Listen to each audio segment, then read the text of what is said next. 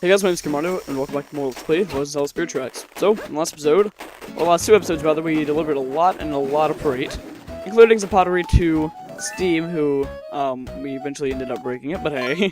Steam was really angry at us. I hate to say it, Link, but it was all your fault for breaking the vessel. We had to make it up to him. So, let's get going. Right. Okay.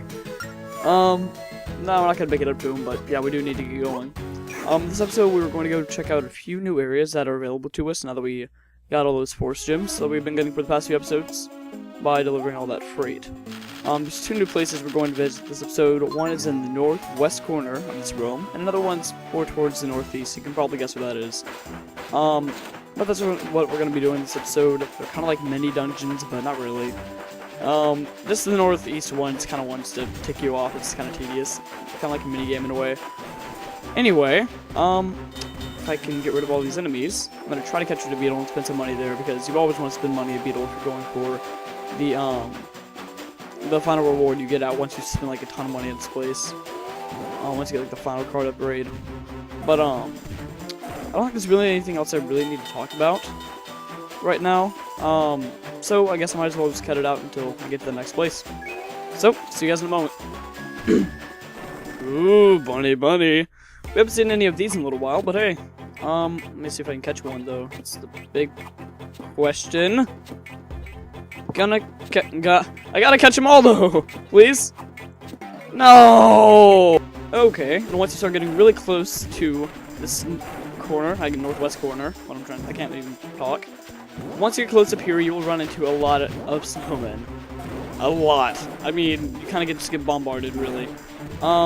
You see the most right in this little area right here. All you gotta do is just try your very best just to hold them off. You don't even need to kill them, and they'll eventually disappear. But if you hold them off long enough, you'll be fine, and you'll make it to the Northwest Station, which is named the name that I will not spoil quite yet.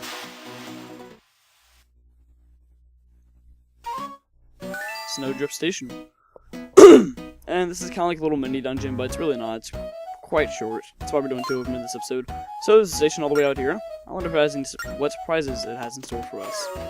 No, they have kind of like a little maze just to get into the actual mini dungeon itself. But it's really not that big of a deal. And there are some white wolf hosts here to accompany you. And please die, please die though. I feel really bad every time I kill one of these. They have kind of like a cute little. Anyway. So, as soon as I can navigate this really easy maze, which I for some reason have trouble with, let's go in, and apparently he's gonna follow us in. Anyway, read this right here, or Zelda's gonna talk. I was trying to wonder who built this place and for what. Those who get in the order wrong will fall into darkness. Oh, you mean this order? Ha! We didn't fall into darkness. Anyway, if you get the order wrong, if you actually stand at the edge of the stairs, you can just experiment with it. But there is an order to those, what is it? I believe it's 5 switches up there, yep. There is an order to them, and we're about to figure that out. It's actually quite easy. There are 4 different, like, I guess you could call them entrances you can go to. But the one that we want to go to is the northeastern one that is guarded by these guys. And hopefully I can get by them. Ha! Anyway, so once you get over here, you're gonna have a few ice torches and hikari. My cat. I had like a cup of water and she was like, apparently just stuck her face into it because apparently she got her nose too far into it. She was like she was sneezing. Anyway, we're kind of over describing that. That's fine though. I'm trying to think of things I can talk about. Today's been very uneventful so far. I'm recording this on Sunday. Where are the switches? Kind of overslept this morning. I thought I already hit that one, but okay. Oh yeah, you can throw the boomerang back. I don't even know. I was assuming you could throw the boomerang back at it to take it out. I guess never mind. Just forget I said anything. You'll want to go to the east, and just keep on lighting the switches as you go along. That's really all there is to it. I call this like a mini dungeon, but it's really quite short. There you go. I think it's pretty cool. Like they had these little these uncharted areas in the map. I always thought that was kind of cool. Anyway, don't hit the false one in the middle. So don't hit the one in the middle, okay? Okay, so let's go forward. And it will just take us right back to the beginning right here, and we know which is the hit. And leave us alone, please. Leave us alone, please. But yeah, today's been very uneventful so far. I have a lot of things I need to do today. I have laundry. I really need to do laundry. So, let's hit all the switches. And if you hit the one in the middle, you fall. If you just get the pattern wrong, then, you know, you don't fall, but you just get it wrong. There's actually a special order you have to this in, and there it is. Boom, boom, boom. And once you do, our bridge will appear, and we can go forward where we will have a battle room. And I hate these guys, they're really tedious. My favorite way to kill them, although it might not be the efficient way, spam them with bombs! Spam them with bombs, because then they go all over the place and does some damage, and it's kind of fun. I'm not a very good person, like, it's fun to bomb these creatures. Anyway, yeah, it's definitely not the most efficient way in the world to kill them, but hey. Die! Please die. Thank you. There are more efficient ways to kill them, but we don't have like a fire torch in here to melt them into normal Octoroks, so I'm just kind of spinning around all over the place and bomb! Run! Bomb! Anyway, go up here, and we will get the Alchemy Stone. It's actually worth quite a lot. That's kind of why it's gold, because everything in video games is gold. Even if it's silver, gold is worth more, because that's logic. That's really all there is for Snowdrift Station. But there is one more, much more tedious area to go to. Please don't make me hear your cute little squeal when I kill you. The guilt. Anyway, there's one last area that we're going to do this episode that's actually quite more tedious. And, that is in the northeast corner. Are you ready to go? Yes, we are. Then after this, we'll get back on with the story and heading towards the Fire Temple. So, we're just about done here. I mean, with, side quest things. We've done quite a lot of side quests for the past few episodes.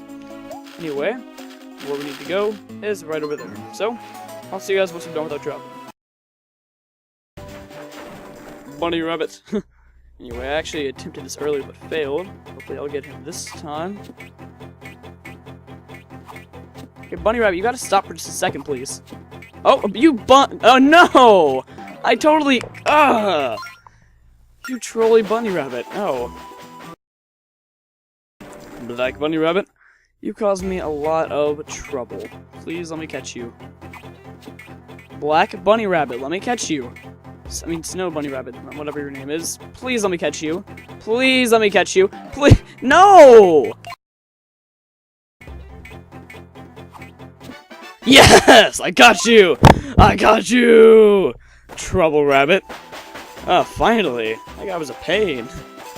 Okay, I'm back, and I don't know if I cut it in or cut it out, but I actually had some trouble through here, and you're about to see exactly why. If you guys remember when we went to the Snow Sanctuary, when we had to pass through that tunnel, you guys remember that crab thing we faced? Well, its babies are back to haunt us! Anyway, if you don't kill them, they will actually bombard you, and there are quite a few, so once you see them, just shoot their eye and they die instantly.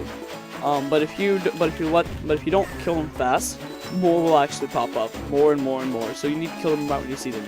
Because if you let it live for a little while, then more of its brothers and sisters will come to haunt you. And I learned this just a few moments ago, I don't know if I cut it in or cut it out, but I literally got bombarded, not gonna hit that, by about 15 of them, so it was kind of crazy. But anyway, here we are at Snowdrift Station.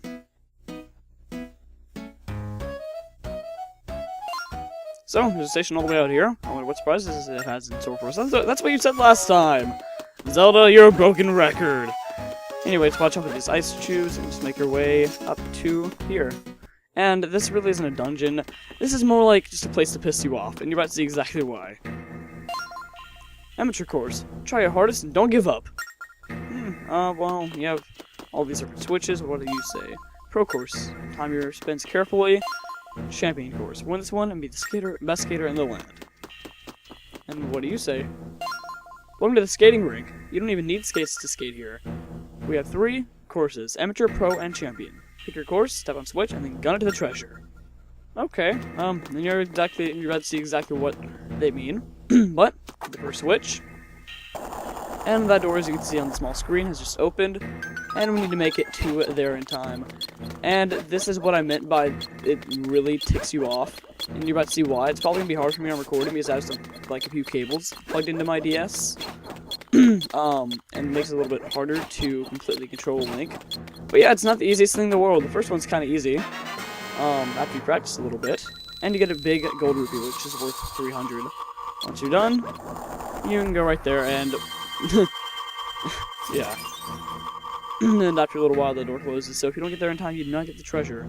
And there are 3 different treasures. We just got the first one. If you look up to the map, there is one at the northwest corner, which is the pro course, and the one that's the southwest corner, which is the hardest one to get, and causes me much rage.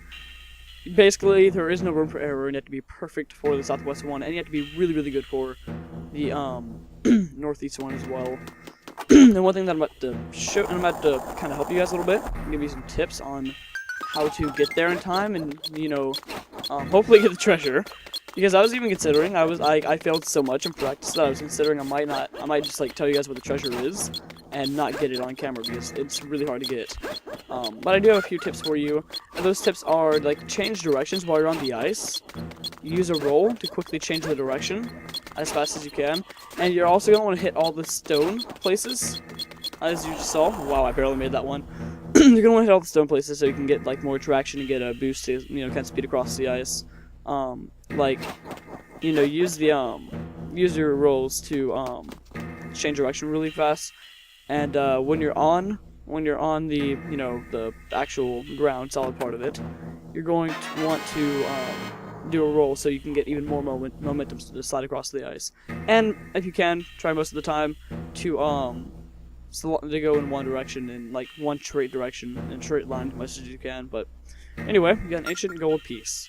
Just holding in your hand holding it in your hand seems to take you back to the long forgotten days. Wind Waker reference?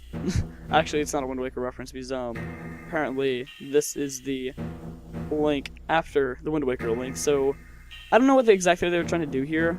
This was a reference to Wind Waker, but it doesn't quite make sense because this link is apparently the one after the Wind Waker and Phantom Hourglass link. Unless Link lives to be like 113, and he's 113 right here. But either way, or 112, or however old he was in Wind Waker. But I highly doubt we have a 112-year-old Link right here, but hey, whatever. I mean, maybe Link just doesn't show age very well. So, the last one, which I will not get on my first attempt, sadly enough, is the last one. And I'm going to try to give you guys tips as I go along. And honestly, it's almost impossible to make it on your first try. And you're about to, well, I'll actually just tell you why right now, is because, on your first try, you can kind of roll across the switch, and continue going, and the switch takes like a second to activate, but the first time you hit it, you get the cutscene and all, and you don't get that extra second it takes to activate, to open up the gate. So you actually do save a little bit of time if, you just roll across it and, don't stop to hit the switch, because, like, if you roll across, you'll hit the switch anyway. But you're going to want to make sure you hit all the land platforms that there are, because that will help you get an extra boost. And this is almost impossible. And right around here, on the last straightaway, you're going to want to stay in at the corner. You're going to want to stay as much to the inside as you can to make it. And I don't know how I got this my first try, because I sat here for like 45 minutes while I was practicing this, but wow. Got that with time to spare too, jeez. That was actually really, really cool. Got all those in my first attempt. Wow. Anyway, yeah, the last place kind of gave us this treasure a little bit more easily, but hey. I just made that look extremely easy. I'm sorry. I'm really sorry for any of you who are playing along, but my best advice is just to hit all the stone platforms to kind of get yourself like an extra boost, and when you're on them, roll to get yourself even more of an extra boost. Try to travel on straight lines as much as you can, and try to stay as close to the inside when you're going to the last straightaway to the last treasure, because that's what really counts. And use your rolls to change the direction. Anyway, I was really not expecting getting that on my first try. I thought it'd be harder, with having my DS plugged up to 2 different things, but, who knows, like, I usually do bad on recording and good off camera, but whatever, I'm not complaining. That's really all I have to do for this episode. So in this episode, we took out 2 little mini dungeons and a troubling rabbit. Anyway, next time we will head towards the Fire Temple and we'll get back on with the story of this game. So, thank you guys for watching, and I'll see you guys next time. Goodbye, guys.